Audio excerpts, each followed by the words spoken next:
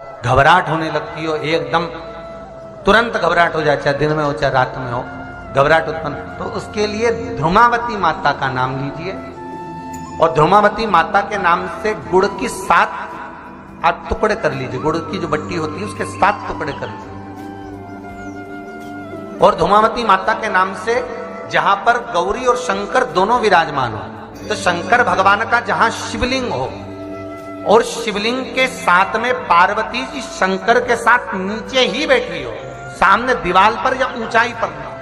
आपको पहले कहा था शंकर जी के शिवलिंग का आपको कई बार दर्शन कराया। एक विष्णु शिवलिंग होता है, एक डमरू जैसा शिवलिंग होता है जिसको बैठकर पूजा नहीं जाता, जिसको खड़े होकर जल चढ़ाए। एक शिवलिंग होता है जो जमीन पर ही रहता है, जिसको गौरी शंकर कहते हैं महाराज। तो गौरी शंकर का स्मरण कर कर, उमा महेश का स्मरण कर कर, जो शिवलिंग जमीन पर हो और पार्वती जी भी जमीन पर ही स्थापित, गौरी शंकर का स्मरण कर कर शुक्रवार के दिन शंकर भगवान पर प्रदोष काल में समय के शाम के समय पर सूर्य अस्त के कुछ ही क्षण में वो गुड़ की डिलियां आप शंकर भगवान को चढ़ा दीजिए और गौरी माता का स्मरण कर कर उसको उठाकर ले आइए।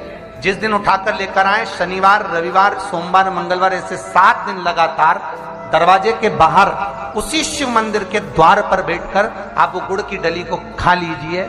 महाराज, जिंदगी में कभी घबराहट नहीं हो सकती, सिर दर्द नहीं हो सकता, बेचैनी नहीं हो सकती और पसीना नहीं आ सकता घबराहट के कारण। रात को चक सो आनंदमय।